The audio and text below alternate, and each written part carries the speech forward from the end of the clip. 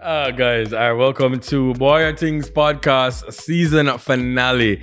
I can't believe that we're actually at the end of season number 2. I must thank you guys all for watching, for supporting, for liking, for sharing, for subscribing. I started less than a year and I've garnered about 11,000 subscribers, Martin. Yep. Yeah. And you got the last 1,000 in the last 2 weeks. Facts about that, which is very much surprising to me. So I must say, thank you guys so much for the constant support. And, Things Nation, big up on yourself all the time. But I still have giveaways. I'll do is my season finale, but still have giveaways. Same way a drop pan in the head top. You know what I'm saying? So the first one is from Campari. Big up on yourself. It's a nice clean basket, them and all these things. All right, so what you can do is I'm going to ask you guys 3 questions. You're going to go on the last post that you see on the Campari Caribbean page of me. See me? And comment the answers. But you have to be following Campari Caribbean IG page to be eligible. And the questions are, what is the name of the current Campari campaign happening locally? Number 2, what's your favorite Campari mix? It can be anything that you personally like to mix at home. And also, what's the recipe to make the Campari red leather? Easy one too. I talk about this every single episode I come on here. So once it is that you've done that and you've commented on the last post on Campari Caribbean page with me, you can be one of 2 winners for either of these 2 baskets. And so I'll just be randomly selecting either or. So use the hashtags though, Boy I Things Podcast and Boy I Things After Dark, and I'll announce it this Tuesday on my radio show, Boy I Things After Dark on New Start 93 FM, 8 to 11 p.m. You understand? So that's New Stock 93 FM. No man, Martin, I'll be excited to go on this. So. Is it? Anniversary excitement. But no man. Yes. So once that you've answered those 3 questions correctly, I'll then select 1 or 2 winners actually, just randomly. So I'm not gonna even look at the name and just see who are commenting all these things. You can win 1 of 2 baskets. Also, Catalia Perfect 10 Med Spa, located inside the Ligoni Post Mall at shop number 19. It's right upstairs. So I'm gonna just ask you a question. What is the last procedure or service that I've done on the Catalia page? They've posted it. So easy one too.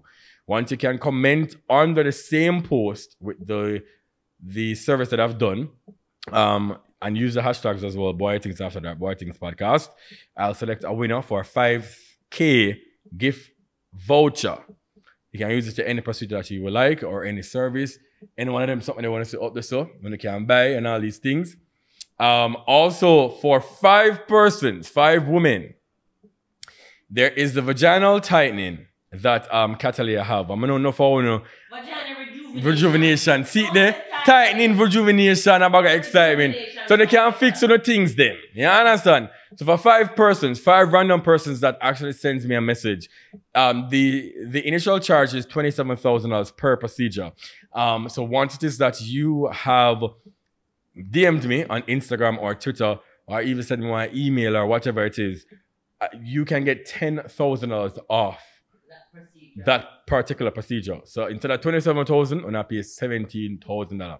I'm right? Sure tell them to say it give you a walk to, it don't only time. But that's what I gotta say. You understand? So it's not just for rejuvenation and you think about tightening and all these things. Like a lot of women have problems with, dryness and stuff like that. So it can literally gives you the extra moisture, the Whopper Cardi B and Megan and also milk. You understand? It also helps with lubrication. It reduces the number of infections and stuff like that. So if you're not worried about the pH balance and a bag of excitement, Catalia Perfect 10 Med Spa, you can get $10,000 off the $27,000 when I pay. So that's his 2 things Catalia give it. Merry Christmas. Also, I just want to say big up and thank you so much to all my sponsors all season long. That's Catalia Med Spa, Campari, that is also Cowork JA, Secret Garden Restaurants at the Mayfair Hotel, K's Pharmacy, that's number 17, shop number 17 in the Duane Park Plaza. Who else sponsor, Martin? Who else? I'm trying to think. Terrace Bar and Grill, there's so much people actually sponsor that show, you know. The Pub, this is the Mayfair. Wow. The Bombcast. Wow, just a lot of people. Big up. Oh, Wine for Me, JA. How could I forget? Wine for Me, JA. Thank you so much. So to all my sponsors, if it wasn't for you guys, you know, this could not have been possible. This was an interesting and exciting season. To me, it was one of my best ones. And, you know, to all my guests, from Milk to Aishana, Pretty, TC, Tammy Chin and Wayne Marshall, Daniel, Pedro, Brush One, Chromatic, and my friend, Fetty Secret. She's also a sponsor as well. So all of my guests, every single guest that came on this season, I thank you so much. It has not gone any at all unrecognized. You understand me? So I must say thank you guys. You know, it's an emotional journey. We've spoken about so many things. We've spoken about why women cheat. We've spoken about so many other issues, you know, that we all face within our society. And this is what this podcast is about. It's about, you know, taboo topics and things that, you know, goes overlooked. To Coco the Thick, we spoke about, you know, the OnlyFans journey. And she's a woman who, you know, people degrade and talk bad about all this time. Thank you guys so much. I really, really, really, really appreciate it. My name is Karim Boya Things. I'm on my radio show every Tuesday night, 8 to 11 on Newstart 93 FM. And I can't thank you guys enough. The Bombcast, Martin, big up yourself. Big up to everybody that, you know, has supported and really and truly have, you know, tweeted, shared with a friend them and all of that. So I do thank you from Karim Boya Things. Real bud. Yeah. To every single time that I post a video or anything at all, you guys made it trend. And I must say that I am more than grateful and thankful. You know, this is our Christmas season. This episode will air after Christmas, but it's still before New Year's. So Happy New Year, you know, to all the endeavors and everything that you want to do in life. Go for it. Remember, you have things, you have a purpose, you know, you'll be great and you have substance. You have things from Boya Things. You understand what I say? You understand the strips? Big up on yourself. Welcome to the Boya Things podcast by Kareem. But today it's the Milka Things takeover because we're going to get into all things Kareem today. Remember to subscribe, like, and share. And remember, when you're watching our videos, watch the ad them sometime. Please watch the ads. It helps us out. You understand me? Definitely. And what else? Oh, and remember Kareem has his radio show. Yes. Every Tuesday night. 8 to 11. At 8 to 11 on 90th New Start 93 FM. So please catch that. Definitely. It's a bag of things on Boya Things. Welcome to the finale episode of season 2 of Boya Things podcast by Kareem. And we're going to do it a little bit special for you guys this time. I'm your girl Milky One, and I will be the host for this episode because we're going to get into all things Kareem and find out everything about his liquor business. You understand? Yeah. And who better to do it than me? Because Milk features into porridge, tea, coffee, people business, pancake, people business, everything. Yeah. So we're going to get into everything Kareem right now. Hi, Kareem. Hi, Milk. Welcome to the Boya Things podcast. I'm so used to doing all of that. It's so weird being, you know? Yeah. On the other side. Definitely. Yeah, please get into the talent mode and come out of the producer mode right now. Yes. So. By the way, I am nervous because I don't know what, let me tell you if I'm I don't know what you're going to ask me. I don't know what we're going to talk about. We have a conversation. We want your fans. You have a lot of fans. You've garnered a lot of fans over since you started your podcast and your radio show, and nobody really knows the origin of Kareem. Like, who is Kareem? So tell us, who is Kareem? Professionally, I'm an event producer, a radio show host, a podcaster, a YouTuber, an influencer, although I don't really like the word there. Anything and everything, really and truly. Once the money I have to make, you know, yeah, one. All right, let's rewind a little bit. Who did you grow up with? Did you grow up with both your mother and your father? Are your parents still together, or what? What's the story with your family? I grew up with my mother and stepfather. My stepfather been in my life since I was 1. My father is still in my life, by the way. I saw him up to yesterday. But my father, you know, was back and forth between Jamaica and abroad. So I was with my mother mostly, basically. So did you ever resent the fact that your parents weren't together and that you had a stepfather? How was the relationship between you and your stepfather versus you and your real father? To be honest with you, wow. No, man, y'all get deep, man. No, there was no resentment any at all. Because, growing up as a child, you didn't really understand what it takes to be a parent. So my father spoiled me because he was financially off. Mm-hmm. So anything that he wanted as a little youth, I grew up, so I get it on him, something like that. So there was definitely no resentment there. My stepfather never even raised his voice any at all. My mother used to do the beating and all these things and used to defend me. So again, I'm 30 last week. And so 29 years I've known this man. And he has never, back then, he never beat me, then look at something there. So, you know what I'm saying? He was a really, really good father growing up. So there was no resentment any at all. Because I had relationships with my father and my stepfather. So yeah. Easy one too. Well, what was it that you can say that your stepfather instilled in you growing up? So my stepfather never really taught though. All of my friends, if they're watching this, they can attest to that. That when they come to my house, they were very uncomfortable because they say, yo, I'm just so quiet. You see me? But what I can say though is he is a breadwinner. So I've grown up with the mentality that a man's supposed to take care of his home. Mm-hmm. So he instilled that in me. He instilled, morals and, you must work for whatever you had. I mean, he's been in the same job for maybe 40 years now. He's been working at the airport. Mm-hmm. So he has been, career oriented and then look at something there. So I took that from him. You know what I'm saying? Yeah. So, growing up, again, him not really talk. He's not somebody who, I say I go to my mother for everything, basically. Right. Really and truly. Tell me about the relationship with you and your mom. No, man. Because it seems to be like you guys are best friends. Listen to me. My mother listens to my show. Mm-hmm. I'm going to get emotional. But my mother listens to every single one of my radio episodes. Mm-hmm. Every single week, she send the link to, I know so the people that my WhatsApp contact supposed to tell her. Every week she send the link. Once it's a podcast, if she can watch it, she watches it. Anybody that went to high school with me, primary school, anything, they know my mother. Cause she was hands-on parent. My mother stopped working to ensure that she was very, very much hands-on with me and my little sister. Mm-hmm. So yeah. Tell me about your school days. What prep school you went to? What primary school you went to? I went to Permacal Primary School. My mother believed that going to our primary school kept me very grounded.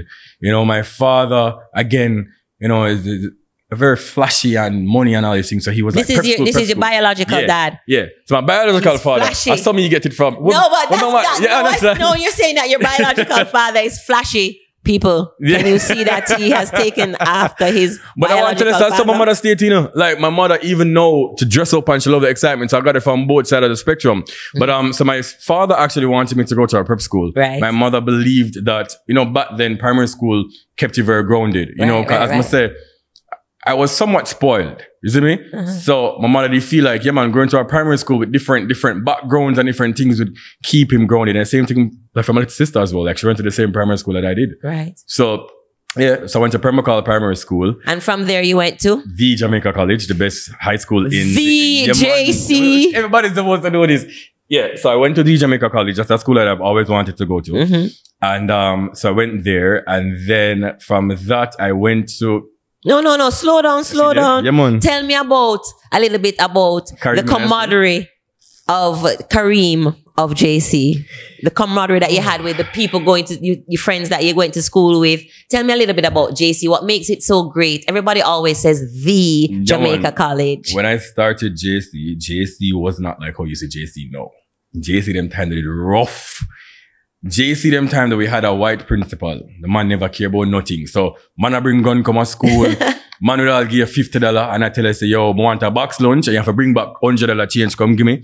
They still call my family, them, my mother side of family, them, you understand? No boy, I never did try that. But starting high school, in first, second, third form, very, very smart. All prize giving, the amount of trophies I have on my yard and them something there. But I had a wide variety of friends. Right. So back then we used to part about 30 different man. Really and truly. And the whole of we part together with take bus to school. My family I say, yo, I go drop you to school and them something. I say, no man want to take the bus, you understand? We take bus, one bus could have bring me to school, though. Take all 3 different bus, 2 different bus. You know the high school thing and the girl thing and then we could stop me there, you understand? So it was a lot of us. I wasn't, when you go to all boys school, if you do any sports and them something like you're very popular. Yes. I wasn't the popular person, but I wasn't unknown either. Like I was friends with a lot of persons who were the track star and a football star. So I was just right there. I see that in your personality. Yeah, man. You understand what I'm saying? You were still popular. Yeah. In my own right. People didn't know Kareem of JC. They know most, man. But I was very quiet. And, some person would say that I was a teacher's pet and them or something because all teachers respected me. I don't see you being quiet though. How you mean you were quiet? Quiet, like the personality that I have matured into over the years. I'm not saying that that's not who I was, but I was very much respectable. I would say that. So, I wasn't the student who's going to disrespect a teacher and something. So all the teacher them did love me. And then look at things there, so they look about him and say, oh yeah, teacher spit and whatever the case. But I knew my mother is very street smart. So she taught me how to survive. And in this life, you must know how to work your connections. You understand me? So teacher them love me. I have a problem with that to them because here what go on, no? Said I would never ever fail a class. So I used that to my advantage. You understand? So high school was high school.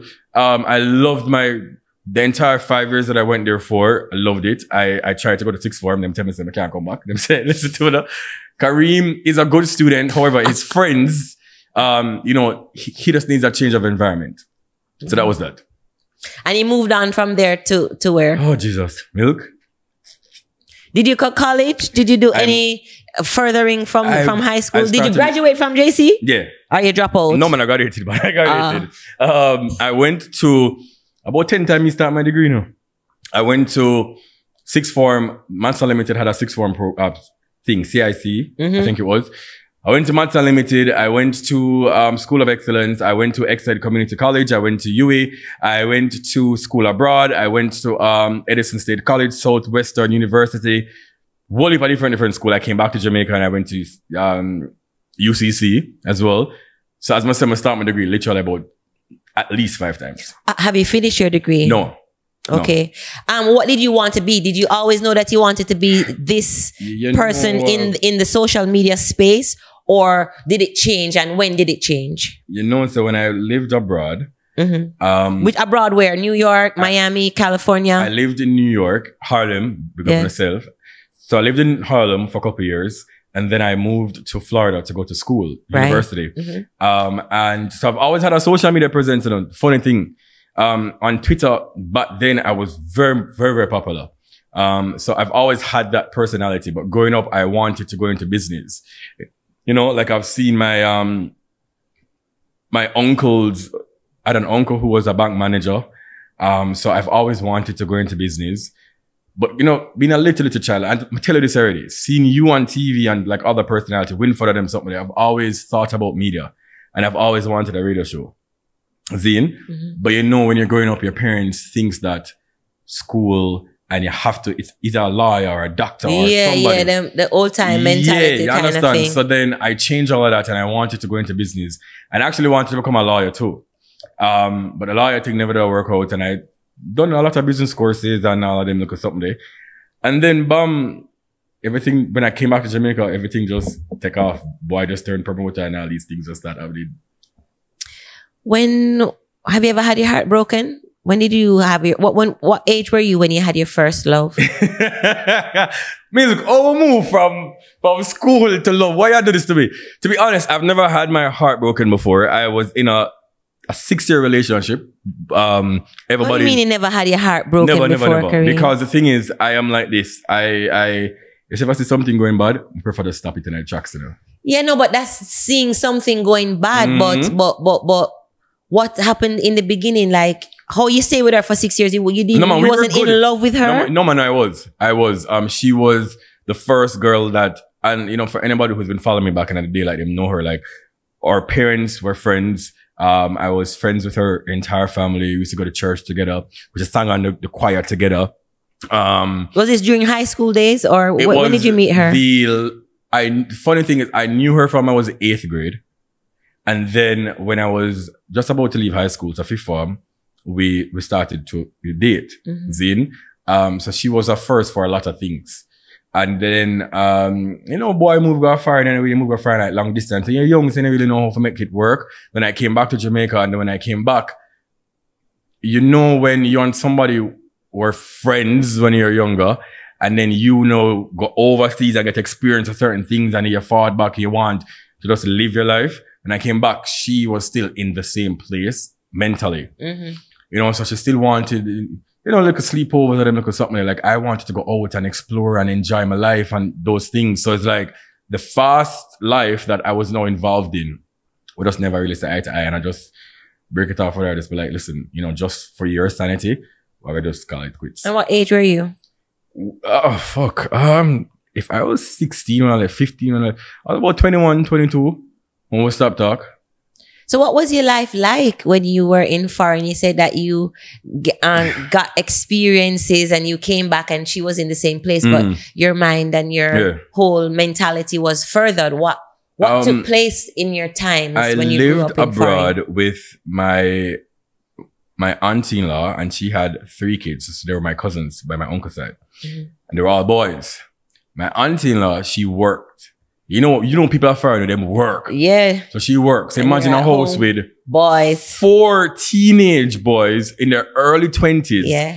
I'll be it's an excitement to be a party because whenever she never used to even cook. Like she just left money and just be like, yo, just order food, you see me? So it's like I lived a life that was so fast paced. Like, party, I keep house parties, you're trying different type of drugs, you're doing so much different things. So it's like when I came back here, I just wanted to continue. And that was necessarily it. But, you know, so, you know, like that was my life in New York. And then when I moved to Florida, because I really wanted to, you know, pursue my education, I noticed that New York was a big distraction for me. Big. Florida was great. One of my cousins from New York, he came there as well. And we lived with his godmother. And it was horrible. Up front, she was good to me. And, but you know them people that are kind of bad, man. This is when you came back to Jamaica? No, man, that was when I moved to Florida. Oh, okay. So me and one of the cousins from New York, we moved to Florida to live with his grandmother. Right. So I was going to school and I was working. I was a student ambassador for my university. Like, boy, did I go with a bag of things? Yeah. But I didn't live in like Fort Lauderdale or none of them places there. I lived in Port Charlotte, which was white. Yes, I know. Country. So you have to have a car for move around. And this lady treated me so bad. Again, not in your face, but like little things. And like, should I cook sometime? I had the food for our grandson, them and them, because something there. And I used to cry all the times. You know, so imagine you being far away from your family and you're just going through it mentally and you're young. And then you look panic for so you're living with somebody that you're very uncomfortable with. So you never call your mom and yeah, my mom say talk every day, man. And you know, she wanted the best for me. So she was just like, listen, just go and stick it out. And then she got sick. And I was doing well in school. Boy, GPA was like 3.7, 3.9. Boy, the pan honors roll and all these things, you know. And when I heard that she got sick, my mother's my life, you know. I told her that I was going to come home and she said, no. I'm going to say, mommy, listen, when the business you want to tell me, I am going to come home. I'm going to make it work. You know, again, we weren't rich, but we're financially off. So I was like, listen, we can't make it work, man. Like, I come back to Jamaica and she said, but you started a degree how much time? You said, school, my list earlier. Yeah, you listed so I said, but you started a degree how much time? I could go lift a degree in the middle of all this and come back home. And one day, 2 days after my birthday, I booked a ticket from Miami, packed up all of my things and I left. And he just come back home to mama. Come back to Jamaica with no plan. I never have a plan. I don't know what I was going to do. So when you got here with no plan, you must have been down in the spirits. Somewhat, because... How did you get out of that? When I came back here, I was in my early 20s. Early 20s, I still live life. You not even understand what life is about yet. And so when I came here, my stepfather, as I said, he's been at the airport for about 40 years. So he had a managerial position. So I could be more than likely get a job. Then when I came, we were going through a lot of transitions. Like we sold our house. You know, so now you're going into a rented space. We never used to that. Not at all. You know, I lived in a nice house with play area and swing song and a bag of excitement. So now we're transitioning now to rent space. We're transitioning now to me not having a job. But you're young. them time they not think about NSC and them something. They just want go on like a party. So I had a credit card, run up the credit card before we come here, but buy a bag of clothes.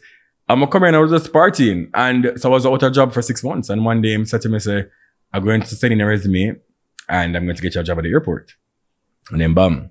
The rest was history. Yeah, job doing what at the airport? I used to work at the airport, you know. The airport are the best place. It is. And that's something you learn for hustling, you know, dog. Don't get me started. Please put it on camera. Hustling go on.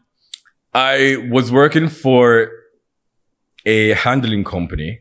For anybody that knows the airport, you don't really work for, other than Air Jamaica, but you don't work directly for the airline. Exactly, you have to work, yeah. So I worked for Everything a handling company. Mm-hmm. And the handling company handles 2 airlines, I'm not going to call them name. So you going into the job, you work for a particular airline. Then there's a prestigious airline that you can work for, but anybody work for the airline that people at the airport. So what did you do? Time. I was a customer service agent. So I check in. Mm-hmm, check in. So then so if you work for the prestigious airline, you have to do it for years and them something. You understand? Mm-hmm. Me being me, and I've always, had a pride with myself that I'm going to put my all into everything. 1 year into the job, I get promoted to work both airlines at the same time. And then, transitioning from that, I held positions within both companies. Mm-hmm. For one of the airlines, I was the operation manager. For the next airline, which is the prestigious one, I was the turnaround manager for them. So when the plane land on the ground and you have 2 hours, around, me in charge of when the plane forget fuel, how long it take for cater, how long it take for clean. Seating and stuff. Yeah, man. So I was in charge of all. So if me mess up, the plane I get delayed. You understand the So I had a good position. I've traveled the world literally going on trainings and everything. But, some things happened. And I was removed from my positions and was asked to leave because I bad man people. And them 2 years. Did you really need to leave though? Like, did you do something really bad that No. day? What happened was, there was a manager that came on to the handling company. And she was there from your time, from Air Jamaica and all these things. Mm-hmm. My stepfather been there from then. And so when she came in, she decided that there was a group of persons she didn't like. Because the prestigious airline, the manager for that airline loved like a group of us. Mm-hmm. She didn't like that.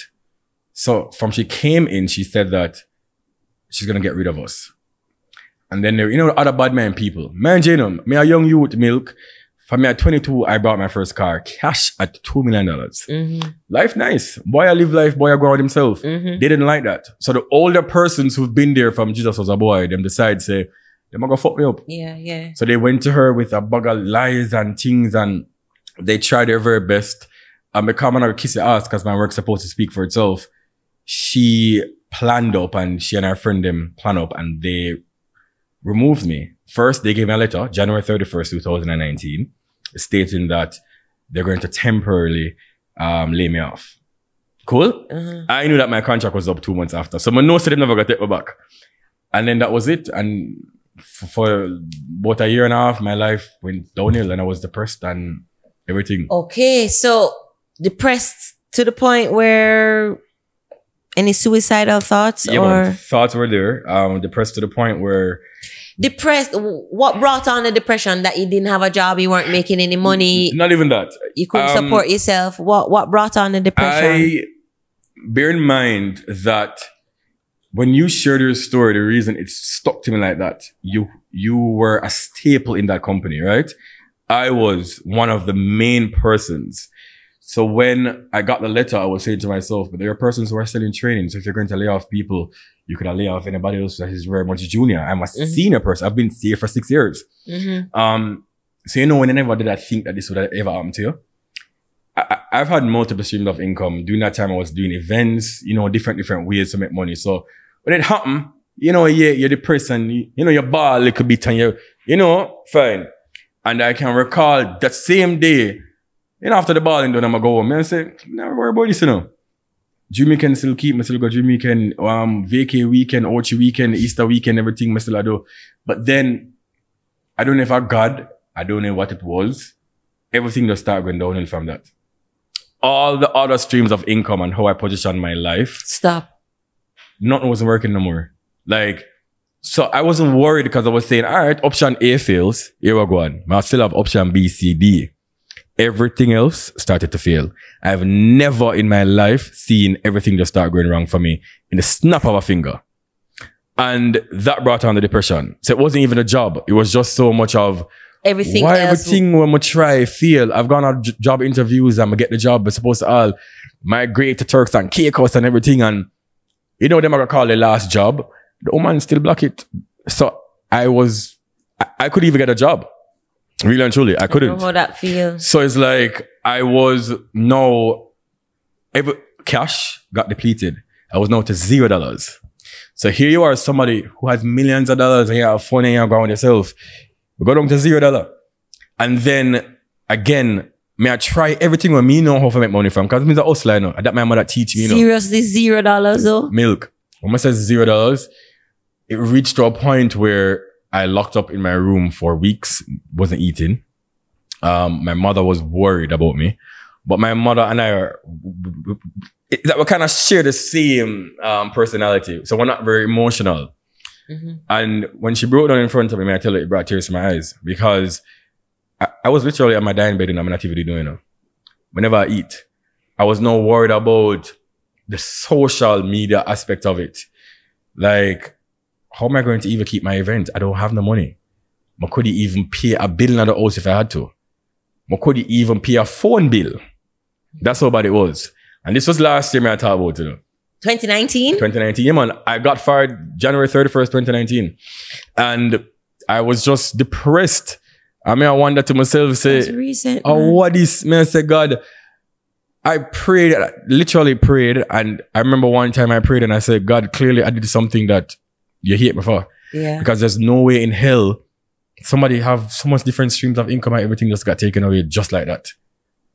And if I wanted to get up and even go TJ and buy a drink, I couldn't even afford it. And nobody would know this, you know, other than my close circle. Mm-hmm. And that's what brought on the depression. Because you're now moving from here to here with no plan. I could easily go back to foreign. My father I feel that 100%. So I could easily go back to foreign. My father has an estate in Mandeville. He has businesses in Mandeville. He has businesses abroad. But it's like, I just felt like that wasn't what I wanted. I never want a free ride. You see me? I wanted it to do it myself. I never know what I was going to do. Like, I'm not going to lie to you. Milk, if I could have tell you, say, looking back on it now, if me sit down and tell you, say, I knew that this was going to happen to me, I lie me I tell. Trust and believe me. All my 20 odd years, I've never in my life, I can't recall me crying. My ball, day in, day out. I couldn't sleep. I lock up in my room, like my mother not see me for days. Because I was just I felt like that was my lowest point ever. And nothing else in this life can break me like that. And I was just there, like in a sunken place. And I deactivated all social media platform. And nobody could see me. None of my friends them could hear from me. I never answered a call. They might talk about for months though. Like 6-7 months. I couldn't answer a call, nothing. Because no, you're looking at it like... But this is just last year. Yeah. How did you come out of that? Like, was it your newfound radio show and, you know, meeting Martin and seeing the light? I mean, what turned it around for you?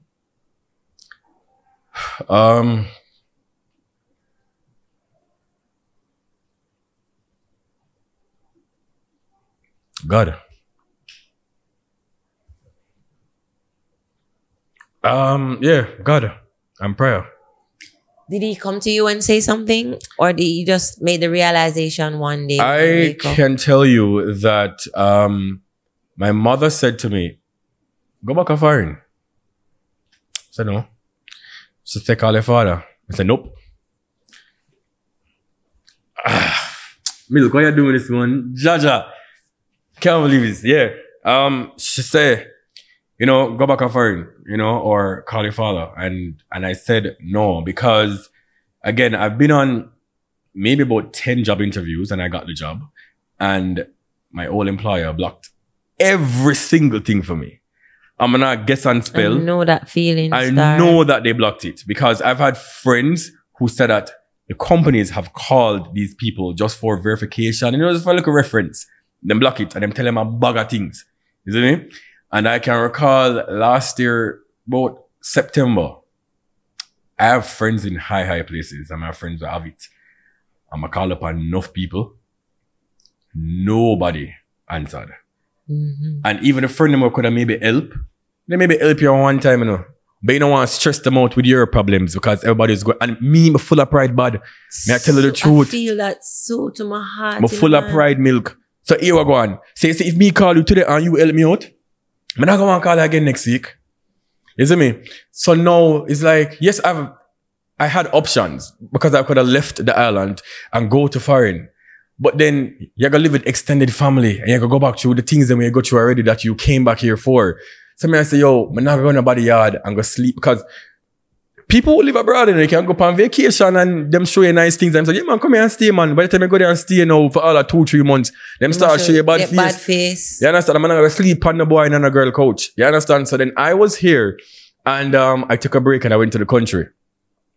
And I can recall I lived with my cousin and her boyfriend. And they treat, like, I'm not going to even lie to you, them treat me very, very, very, very, very well.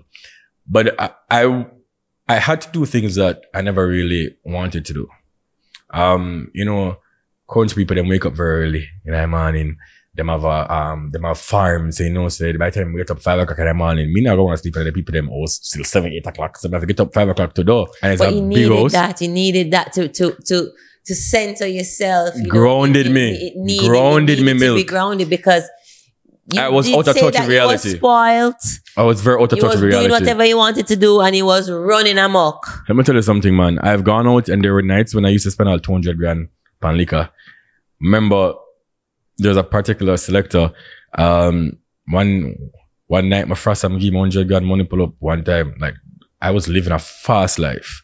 And I felt like God, they just need to just take away everything like a bit so then I can appreciate. So right now, if somebody even come and buy me this drink, I'm so appreciative of it. Because before, life was just so easy for me.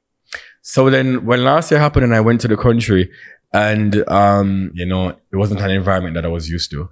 I was there for months and, I could have stayed home, but stay home and do what? Because it's not like I was just home, just basking in my sadness. I was still trying, but I couldn't get a job. So what am I going to do? Yeah. You understand?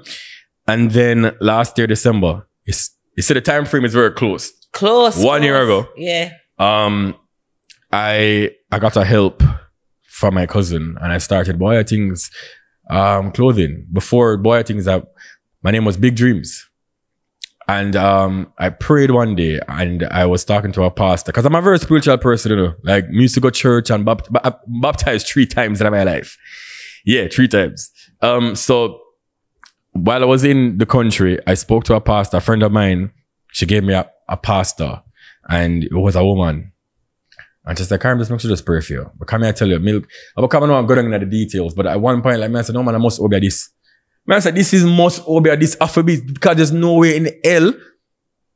So much things could be going wrong cannot, at the same because time as I say, I can't even go down that detail right now, but everything I can think of to go bad in your life could go bad, was going bad for me. I'm going to say to myself, say, all right, I call the pastor lady and I pray day in day out, And the lady said to me that, listen, no matter what it is that you're going to, mind you, I never tell her anyone, I just call her for a prayer. And she said to me, say, yo, here we go on. She pray and while she pray like to stop her and she say, yo, you're going to be successful, Don't worry yourself. That was a sigh of relief for me.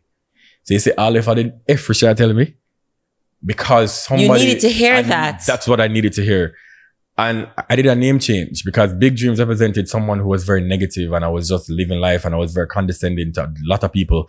And so I changed that name and I changed it to Boya Things. And I came back to Kingston and I started Boya Things Clothing. That was December of 2019. Clothing. I'm going to sell clothes and things that go nice and everything. And then COVID started out of the way. I said, Father God, what kind of crisis is this? Yeah. So the 3 months break that I got in a space of a year of sadness and beer crossing. Things are going now. Here comes COVID for slow down everybody. I'm not going to buy no clothes. You understand what I said? There was nobody who's going to buy clothes now. So I'm back in Kingston. I'm now looking at it like, okay, all right.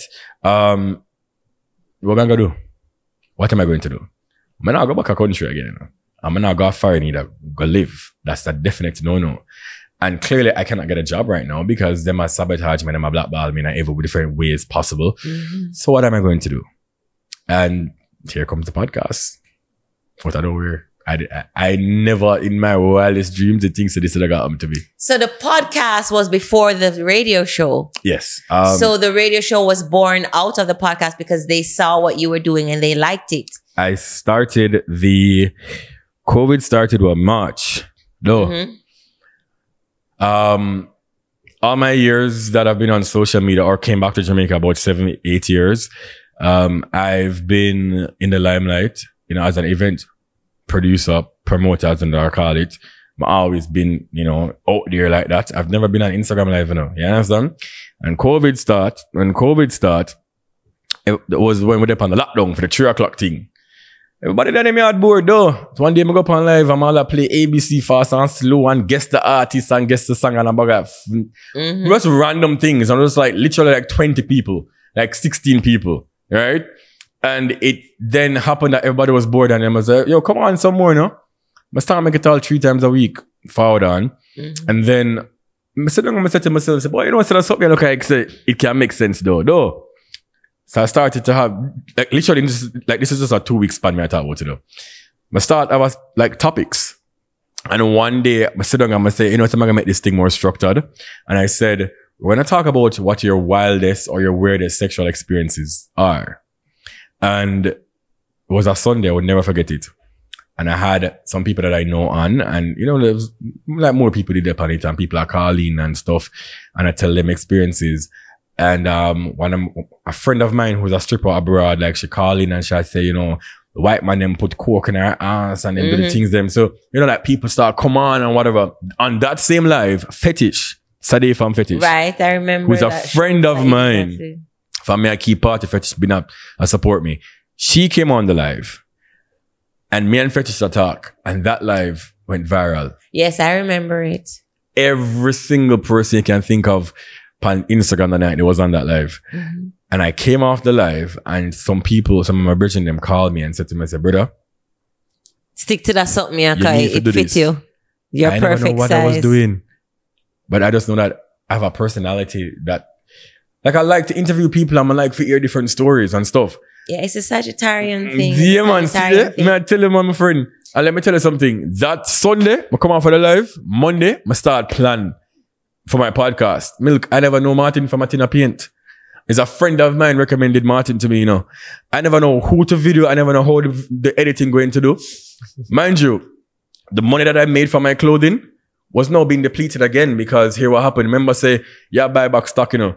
I literally had 2 barrels in my house of clothes because I say Easter season I come up. So I go, you know, money I go make an Easter though. Of course, hustle. So the whole of my money did gone back in that again. So I was back, not $0 at this point, but I was almost at $0. I never know what I'm going to do now. I'm going to start the podcast and the rest is history. And this is just this year, March, man, I talk about. This is just this year, March. Yeah, COVID treated you well. Come and get into our next part of your little business now. You say you never really been in love before. Have you been in love now that you are 30? To be honest, this is you don't find that one yet? And I don't want to find it yet. You know, I always tell people that if you're in a relationship, you should be able to give, if not all, some or all of yourself. And the way how I'm so focused right now to build this, there's so many opportunities that can come out of me doing all this. And I never take it for granted. So here we go on. I don't want no distractions. Any at all. You seem cold-hearted. No, man. I don't want it. Is it a Sagittarian man thing or what? The man say he has never been in love. No, I was one time when I was 16. When he was 16, his heart never break. Let me tell you something, man. If you meet my mother, you're gonna love her. My mother is the epitome. You keep telling me that. Of a Jamaican mother with substance, but they're very real. Yeah. So my mother growing up will show me some little things. How come I can't talk certain things for the camera? No, talk it because that's how I raised my son. My mother will show me, say, yo, the man they have money and him never even sleep with me yet. But look here. You understand what I'm saying? I should be like, don't be like that. Because they just want acceptance and they just want to be loved. You understand what I'm saying? So it's because I know that I've always have a temperament. I bull up things in my mind as I go through my head. If I say, you are going on, that not ever reach me. And my mother always tell me, say, a woman would always be a distraction. Me not ask. I'm a seat already. I've been in a lot of relationships after that, you know, but I've never been in love. But going, no public relationships. In a lot of relationships and not even feel a tinge. Yeah, man. Not even 5%. Yeah, man, because you are going to know with me, milk. Bomba, little piece of love. This let me tell you something, man. Let me tell you this. I'm not an emotional person. No, you're not. And I don't show emotions and then look something like when I like it. You see me? So, you see, I've been in a lot of public relationships. I'm gonna say, I never rate them girly, because I did, but I wasn't in love. In love when I meet my mother. In love when I come to my house and have dinner with my little sister. Okay, anybody know me know that I'm very protective of both. So I've never reached that place again since that first girl. Zine? But what I can tell you though is, have I gone close? Yes. Do I want to go back there? No. In 2020? No. Because I'm not reach nowhere yet, you know. I'm not reach nowhere yet. That's not even a quarter of my dreams or aspirations. So I'm not going to want a distraction where I get heartbroken and depressed and I don't want to come back out of my bed. I spent too much money on therapy last year. What? See, you pause. Pause. What did therapy teach you? Therapy taught me that I should live in the moment and not think about tomorrow or next week. Because what I was doing while I got depressed, overthinking stuff. I overthink a lot. Yeah.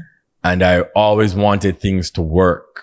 And it always must work by my time. Yeah, no. You know you have to release that and just let things fall the way they're supposed to fall. It also taught me how to appreciate the look of, because let me tell you something, man. I know friend me cut off where me know so could have helped me when me used to help when me did have it. I mean, maybe all if me not call you for monetary support, but I just wanted somebody to talk to. I never see nobody. I one and two people alone, me can't tell you to me. So what are the whole heap of friend them when me did have? How many of your friends do you still have from VJC college? Why you ask for this? Because I like that question, because I like that question, knowing you and getting to know you, I see that loyalty and friendship is a big part of your life. So I want to know how many of your friends from JC do you still have?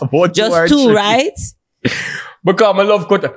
I am quick to cut you off without any explanation. Do you know that's a Sagittarian thing though? That's what my mother told me too. I love to cut off people because here what happened. I believe you know you get bored very easy. I'm sorry to cut you. Again, I'm sorry to cut you, but Sagittarians get bored very easily. You understand? I have a virgin, Zine. When I was going through all that I was going through last year, I called upon him. I called upon about 4 people. Because you see me, I don't want nobody in my business either because people love to talk, you know. So if me I go through something, the public not gonna know because my little friend them and me have no. Them not gonna talk. I call upon him. I say, brother, you know, so things rough now, you know, dog, right, man, tell me, say, yo, dog, you know, I'm not the money. All right, fine. When I started Boy Things Clothing, the same person came to me, wanted to invest. And I said no. And the reason I said no was, you never have no money 2-3 months ago when you never know what my dreams were. Because I said the thing that I take off, you want to know to be a part of my journey. But cut you off for that. Yeah, and it's very easy to cut people off, isn't it? Yeah, man. I tell you, man, me never talk to my father for a whole years, and I tell you, I love my parents. I never talk to my father for years. To you, it might be very minute, but to me, it's something that you should know that you're not supposed to do. You understand? Someone just cut you off. So anybody from JST right now who watch this, it's about 2 or 3 people I'm talking to right now. No, man, I tell you the truth, man. I'm gonna have nothing against them, because no for the boy. Y'all should have kept loyal. You understand? I tell you something, man. Friendship is very, very important to people. Love to when them realize that the public is against you. Yeah. Them love for side with the public. Pussy, me and your friend, me and your friend. You're not supposed to side with no boy we don't know. Remember, say them blog you can post. Me can write something about you and send in anonymously, and them things are true, you know. It's true because that happened to me this week. I posted a picture of my best friend and told her happy birthday that she's my soulmate. And I end up on Pink Wall. Them say how Milk post a picture of she and her girlfriend for her birthday and all these things. Okay. People, you understand? And then no, if you're my friend and you see the public bash me, you're not supposed to aside with no public because you know me. Exactly. You know me outside of what the public know. You know me personally. You come in my yard. So you see, anytime it is that I realize that there's anything negatively posted about me in at all, I mean, you realize that you start side, it's me a crab, you know. Because the same way you sidewalk, I see me a sidewalk here too, you know. I cut you off. And there's no explanation. I can see your road, and if you heal me, me heal you back. But enough people, I know enough of them I walk and I say, oh, because them been popping 7-8 years now, him a go out himself, you know, bam, him cut me off from high school days. No pussy, because when the people them that have done me, you never say nothing. You understand? So now that you've seen the success, you want to come piggyback. There's no piggybacking around here. So you have, separate set of friends. Do you ever at one time integrate your set of friends or do you keep them separate? Milk, I tell you something. I have some dark friends, you know. Because my family is very much divided. My mother's side of family have some bougie, rich, hello type of people. And then she have some dark brother. You understand what I'm saying? So I'm so used to being on the two sides them. You understand? I mean, I spent Christmas in Manhattan, East Side Manhattan, and I spent Christmas in a Waltham. No, but what I'm saying is, so do the you friend think them that you don't think someone integrate them at all, Milk? No. Exactly. I mean, they keep know each other. Separate. They know each other. But like if it was a birthday thing or something like that, then maybe. But like last night, my power. I keep my set of friends them separate from them one another because they won't understand each other. Thank you very much. Last night, my power did some set, and after I shoot this right now, I'm gonna power the next set to bring them together. Maybe there's some set that likes to do drugs, or maybe there's some set that their sense of humor is very much different. Exactly. And maybe some set them too dark. So if you go say, "Oh, me that lick it," they're going to start saying, why? You understand? You're not going to really understand each other, so I kind of keep them, at bay. Come and camera that excitement. What turns you on sexually, like? Yo, milk questions just big. Yo, yes, what turns you on? What do you like? What do you like done to you? What turns you on? What turns me on? What get you to stand at attention like right away without much effort? My mother watches this. My mother is going to watch this. Hi, Mom. Sorry. When I'm high, to be honest, but to be honest, like I like. Do you like your nipples sucked? I do. Licked. Yes. Caressed. A lot of women don't know that. Men love them. No, me love them. Yeah, nipples on a man is their erogenous, one of their erogenous zones. Exactly, like your toes. I like my toes to be sucked. I like my nipples to be sucked. Do you believe in foreplay? Milk, I'm here to talk to. What do you mean? Yeah, man, foreplay for going on. A lot of people don't believe in foreplay, so I really want you to tell the people, your fans, the importance. Because you have youths out there that look up to you, and I need you to tell them the importance. I'm tired to tell them that, listen to me, every woman is different. Someone might not like it. You have to just know what your partner likes. See me? Also, you can't just go into a bedroom and just think you're gonna just put on condom and just start. A juke. No gussa, brother. With that jukey jam no thing. No gussa, dog. Like, you have to nibble the breast, or play with the little bit, or use the toys, or use the things. I feel sorry for some women. I know that there's some girls out there that they've never experienced a real orgasm, Yeah, let me know. Enough women complaining about them. They haven't met the right man. So do you consider yourself a lover? Do you consider yourself a person that wants to please the woman before he pleases himself? Because Sagittarians tend to be a little bit selfish, people. So that's why I know about him spiritually, and he doesn't even know that yet. So that's about to the people in place. Deep down into the, you understand, with the family thing and the school thing and the depression thing. Now we'll come up to some exciting, festive questions. I am, when I say lover, what do you mean? Are you a lover, or are you just going there and please yourself and don't bother with the woman? It depends on who the woman is. Because here we go. Some women, they understand, them know the strips and them know where they might get themselves in. So some of them just know, say it's just a one knock, and you understand? So as for that, we're not gonna really go all out in terms of foreplay. We're not gonna go all out in terms of sex, but we're not gonna go all out in terms of foreplay. If it is that you and I are together, yeah man, anything you want, man. And tell the truth. Eight. Yeah. But Milk look at me like just say, okay, do tell. But yeah, Martin, you ready? Are you upfront with the person? Are you upfront with whoever that you meet? That do you tell them upfront that it's just a situationship, or it's just going to be this one time, or are you honest? Yes. Yes. Because one, I always say this publicly and privately, that I don't believe that you should lead somebody on to something that you know that you're not ready for. So anybody that I'm talking to, she's gonna know, hey, I'm not ready for a relationship yet. Man, I got use it as an excuse, you know. But me not gonna lead you on either. I hate that when men say, I'm just not ready yet. We're not ready for a relationship, but we're doing everything. But that's the thing. Here that a relationship Milk entails. But me and you are a boyfriend and girlfriend. No, but hold on. Man. But that's what I'm gonna say to you now. Me personally, you know, me never look at woman yet for me born. Every woman who I watch this, whoever do not know with me yet, them can attest to this. All my exes, publicly, privately, them can tell us that them look me. Because here's what, me personally, I'm not going to come to you. I'm not going to fill up your ears with a bag of foolishness and lead you on and tell you that I'm not ready for this, but I do everything. So anything that happen to you, that's on you. Because you know the situation. You know something depend them something right now be.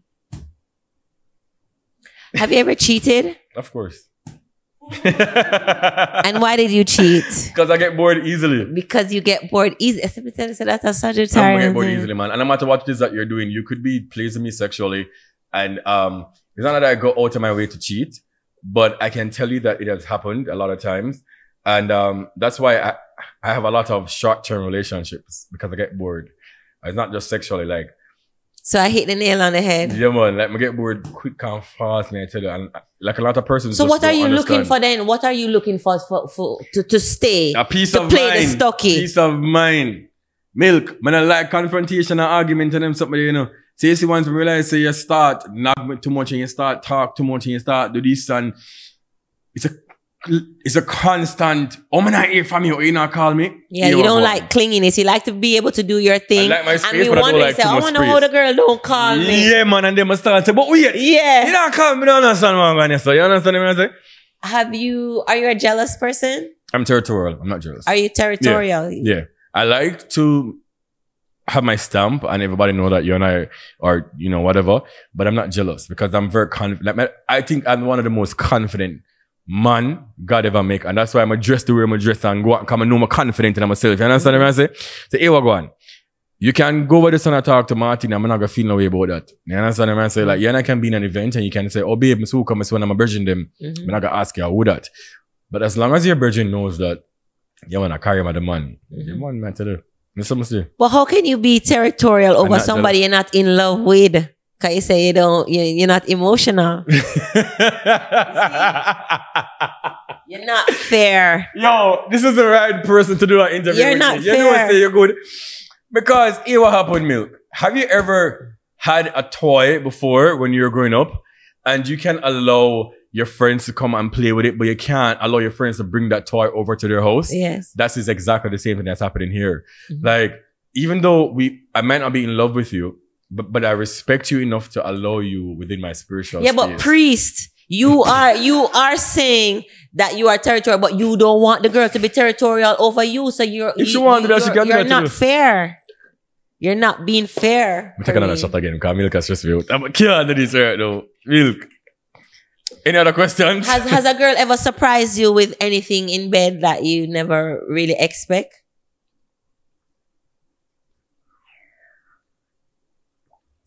A girl, you said you're the most confident man at everything. A girl ever surprised you and you say, boom, master, girl come from? Because I know if I was to ever have you two times. The first girl that has ever swallowed my cum. You are shocked. That was a long time ago. You felt like, yeah. Like when I said to her, I said, yo, spit it out. No. Spit out what? I'm gonna talk 5 years ago. But people don't understand, you know. It's everything when them people that talk about sexuality nowadays. Right? But we know about them something a long time, you understand? So the first girl that done that was about 10 years or 12, 15 years ago. And the first girl that I fisted before, shocked bud. Now, guys, I was like, whoa. So this fisting thing, you did ask me about that in a mind. Never have I ever. This fisting thing, you practice for it? Like, what do you put your hand in? Like, how do you say, you start off with one finger, then two fingers? I mean, do you YouTube this? Did you go and get tantric books? How do you practice for this fisting thing? Mommy, if you're watching this, you can start. This is the time now for you to go and get a cup of tea and mommy, let it play and come back in sister, 5 minutes. If you're watching this, you know you can't watch no more, please. Fisting, and I've learned this from Sadie from Fetish for a long time. Fisting is a technique. And no, I never read up on it now or nothing. But you see me, I like to experiment and, you know what I'm saying? So when I heard about it, really have to go try it. You understand?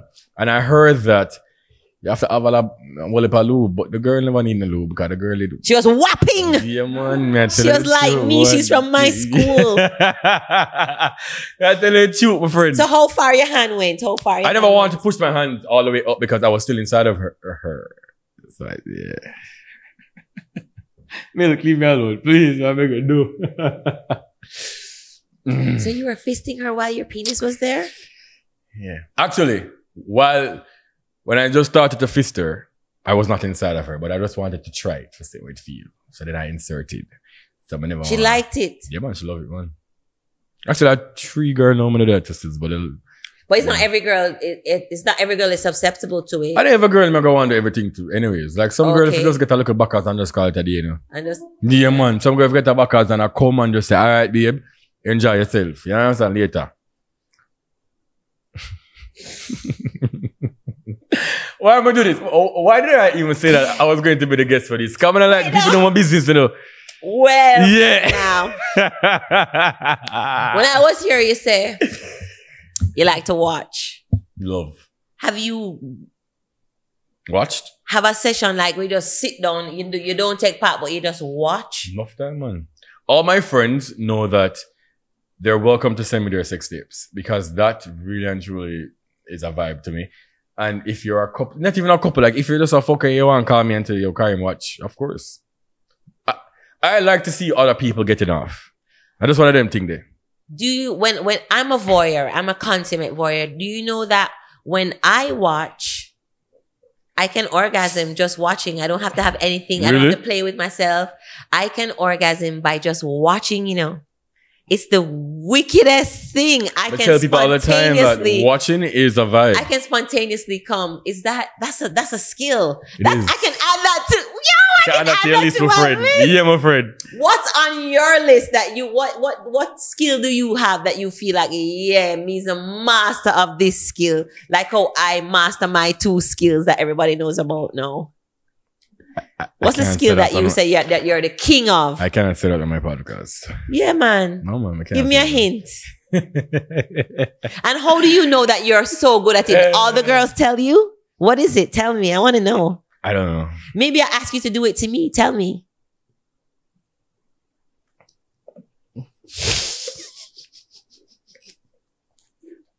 Tell me, no, what's your number one skill? To be honest, I don't even know, you know. Because what happened? You know the funny thing though, like a lot of girls that I've had sex with, like they're more pleasers. And I don't know if it's because of me and them just want to impress me. But enough girls I'm deal with in the past, like they would love to please me. So in terms of... You never have to really do too much and like in terms go on of, with the things then. Like the fisting thing, because them know say like I'm into that. Even the whole peeing thing. Yeah. You see me? Because them know say I like that and I get off by just peeing on somebody or, you know, whatever. Yeah. Them would want me to do it. So it's like, I don't have to do too much like that. No, Kareem, no. I need to find you a girl or I need to come into the picture or something because I need for know the things them that gets you out of your comfort zone. Because you're meeting too many pleasers. You need somebody that demands for you to please them. What's the weirdest thing you've ever done sexually? I tell you already. I sucked a toe. Yeah, and how was it? Did the girl like it? You sucked a toe. You never sucked all of her toes. She never had nice pedicure toes. You never bathed her down and everything. No. But here we go on now. You want to know, say, I'm going to say it already on the podcast. Say, it just happened. Like the toe just reaching my mouth. You know, when you do the thing, them up in the ear and all of a sudden you start kiss all about and then the toe just... Have you ever had sex on drugs? How is sex on drugs? Tell me. Next question, please. And which drug have you had sex on? Answer that. I would not say that on this. But to be honest, I can't. I'm not gonna say can't. But I'm not a sexual person anymore. Like, I don't know. Hold on. I've been having sex from a little youth in the milk. Like when I got high school, you know. Not even high school. Like from me know myself. I remember on a basic school, them catch me in a bathroom with a girl. Basics. And I was like 5 years old. That's infant school. 5, 4. Because I started primary school at 5. Yeah, because I started school early, you see me? So I can recall at 5, I was experimenting with women. Where do you think that sexuality came from? I don't know, Milk. I don't know because it was gone. You want to know, say, I've never had friends who are younger than I am, like growing up. No one molested you or anything? Never. But it was gone. I've never had friends younger than I am. And my uncles, my mother it's 13 of them by my grandmother's side. And it's just 3 women. So it's 10 men. Mm-hmm. So being around family gathering and hearing other adults speaking. And my father's a gallist. My father about 10 people my father have, you know. Mm-hmm. Yeah, you understand? By 8 different women. So you must understand what I say. So that growing up, and it's not that they were speaking to me about it, but you know, what grown persons don't understand is that you growing up, and they must even just talk even around us. So me the very nosy. I'm always prime. So because you're prime, so you're not overly sexualized now. So you're taking things calm. Because I start early, Milk. May I tell you the truth? I start very, very early. So when me used to even go to high school, I hear some man, I say, yeah, my girl is coming to do this. I say, brother, I've been to do this long time. So I hear about head now and them and oral sex. And like this thing's been happening to me, like from I know myself. Threesomes. My mother dedicates me under one bed from me at 6 or 7 with 2 women. We never know exactly what we were doing, and to know that, oh, you have to insert this and you have to play with this and play with that, but we were still kissing and fondling with each other at 6. And that's what I'm saying? Yeah. So I've been very much sexualized. So my mother don't even know that I'm like this. You get me? But from I know myself, I've been experimenting with sex. So it's like, no, I'm not so much sexual. So for me, if I have sex when I'm sober, it not got me. So all of my sex is like when you're lit. Yeah, man. When you're lit. Yeah, man. So what's the funniest thing that you've done when you're lit? You know, pursuing that type of, you know, the sexual thing. I can recall one time I come on a girl breast and I signed my signature. See me, I'm sign my signature. You know what I'm saying? I'm gonna say, clean yourself up, baby girl. You're dirty. And that was it. And then I cut. And then I just put on my clothes and cut. And cut? Yeah, man, from our yard. Now, tell you the truth. If you're watching this, the immaculate girl, yeah, man. Yeah. From Tree Oaks. Yeah, that's how reps. Yeah. Have you ever had a sugar mama, like an older woman? Have you ever had an older woman experience? Mm-hmm. But tell you, do you think about it? When it's older woman, sexually, yes, I have. Because when I used to go to my father's place, he owned a spa in Mandeville. Mm-hmm. And when I was about 15, there was a girl there who was 29. Fuck that.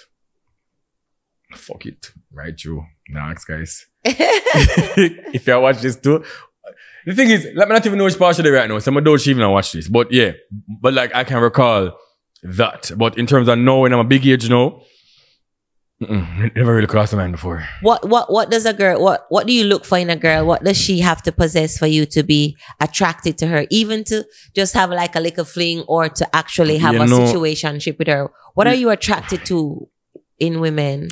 You know what I think it is that because of who I've been and I've always been popping, and I'm not touching my own horn, by the way, must I say. I found that a lot of women, they would literally bend over backwards just because they want to say, yo, them fuck Kareem. You understand? I like a woman who's very much independent. Like, that turns me on.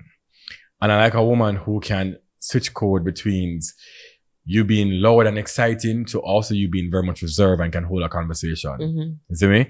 As much as how I'm in the public limelight and I just know me calm down, you know. Cause a couple years ago, boy, I lit bad, you know. So as much as how I love all of the fanfare and the excitement, I still like, if I can call you on the phone and we can talk about, boy, I want to do one podcast with Milk, you know, and I think it's going to work out. Like, what do you think? You understand what I'm saying? And you can still engage me in a conversation. So I was still like, that's what I like. A conversationalist. And you can still give me the best of both worlds. Like, you can turn up, but then every time I want to turn up because you want to miss that person. Shoot, what your Martin said to me, Kareem, where energy there? People don't understand, you know, like I'm an introverted and really and truly, you know. Yes, but it's like when it's time for me to be extrovert tendencies. Exactly. So I always say I'm an introverted extrovert. And I'm an extroverted introvert. Yeah, understand what I'm saying? So it's like naturally, if people, like enough people see me on the road sometimes, like, hey Kareem, I'm like, yo, what going? You see me? Because naturally, I am very much reserved. So I still want somebody who can still match my energies. So when I'm ready for reserve, you can reserve too. Or I'm ready for turn up, you can be able to handle that too. Like, so that's very much hard to find, like really and truly. Really very much hard to find. Very much hard to find. I'm want in your own things to like, I don't want nobody to sitting them here like, I you can't have your own to find a girl like that. Yeah, man, like what if me go one day and I say, boy, you know, I'm gonna bring the money for me. I'm why you can be able to pay for it as well. You know, like, I don't want you supposed to look for me and say, oh boy, I've radio show on podcast. You don't even have it. Sometimes I don't even know when I'm gonna pay Martin the money next week. Yeah. That's what I say.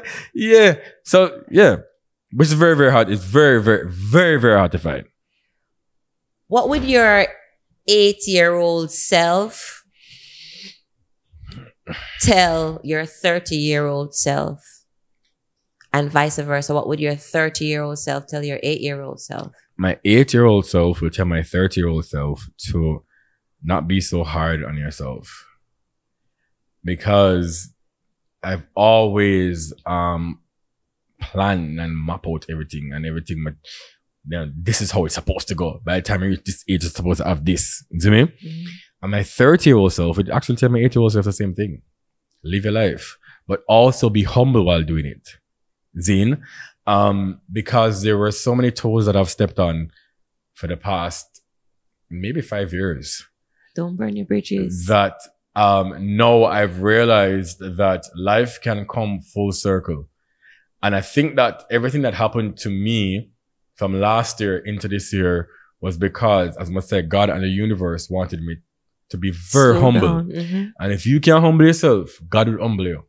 So when people come in on DM sometimes and ask me questions and like advices, and like that's why I always say, even on my radio show, Martin, somebody call me, can I look on the phone and tell me who, please?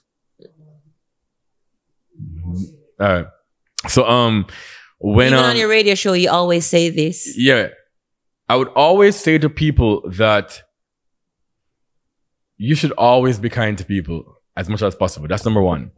And number two, don't always think that because you're here, you're going to always stay here. God, you never know. God will humble you, you know.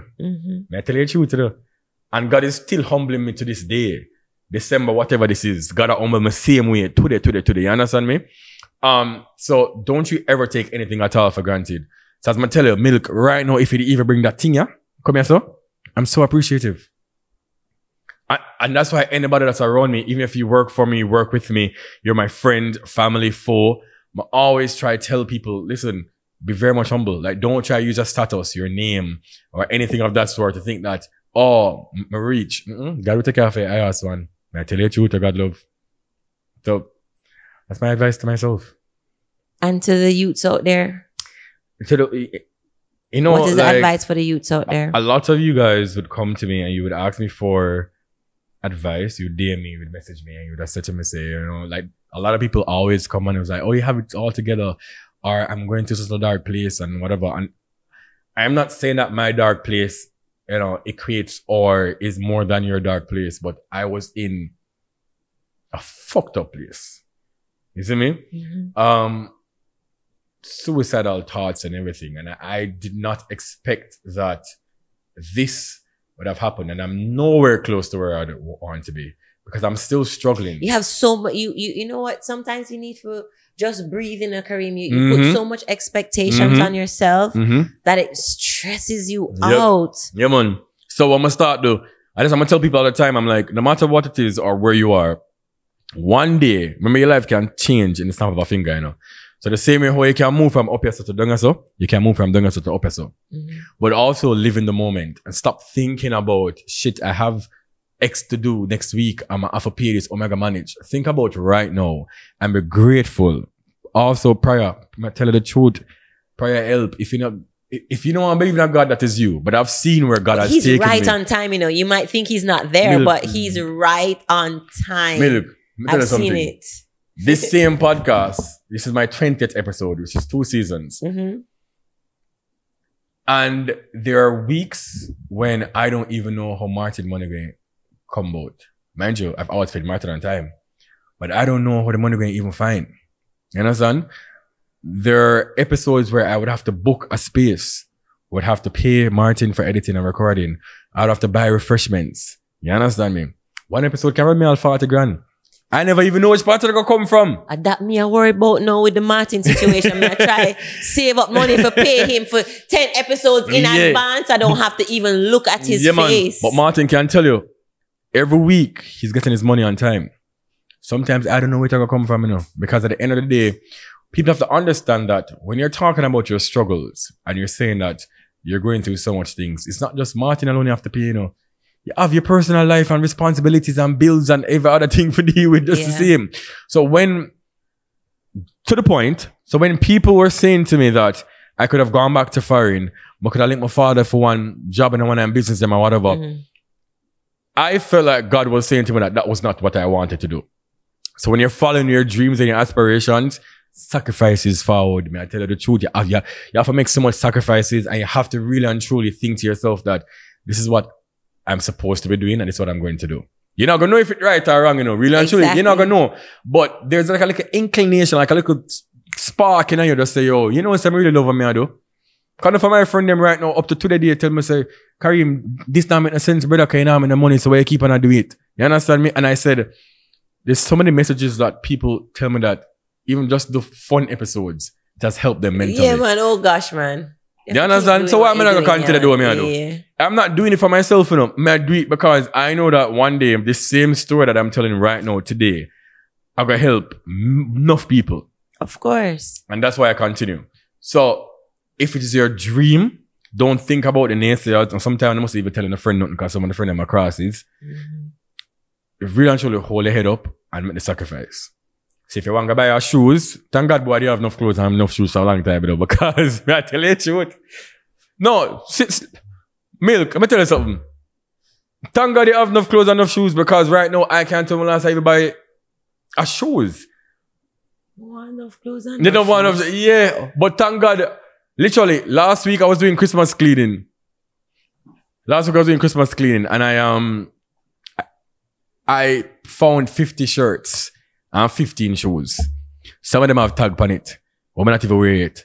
And I said to myself, this is me blessing other people so God can bless me back. You have to hold it, man. You have to hold it and stop listening to some of the friends them get cut off. You cut off for your friend them to because you go through in your life. I cut off so many of them. I hate disloyal people. Yeah, man. And I hate people who I believe that them way stand firm into the thing that we have. Especially people you help out in their life and them turn around and them carry them to the same too. You know how much people I help out in their life? They're supposed to see me out the street and throw one bag of money and leave me down out the street with it. Enough people me said Obama me used to help and get things. And I wasn't doing it because I wanted praises. But you do it, and then when it's time for it to be reciprocated, you not get it. Right now, if me call 10 one of my brethren and man say, yo, road or NSC have to buy it, them can't find it and them are forward. But if I say, boy, you know, I want to pay Martin for a little podcast when I have it, nobody now look for you. Yeah. It's true. You have to just depend on yourself. Always. But thank you so much, though. But I appreciate it. Yeah. You must soften up your heart a little bit. No, and you must accept the love that the universe is sending. Which is my podcast. And I appreciate everybody that watches and comments and something like that. Is what I find my most joy from and right I now. appreciate you. And I really am happy that you let me be the one to kind of question you a little bit. I know you don't really want to share too much of yourself to the world because of your Sagittarian spirit that hold you back. My eyes, you understand? But I had to do it, baby. I had to be here. But you know, I have a Christmas gift for you, though. What you say? I have a Christmas gift for you. Oh, the blood clot. The last time I was here, I promised you that, and I promised the fans that I was going to do something, and I'm going to do it. Milk, don't matter what the foolishness. So, no, No. Bring my whip. No. The killing is upon that. No, Milk, stop. Milk. This has been the Boya Things podcast. Oh my God. No. Boya Things. Martin. Jesus Christ, no, please, no.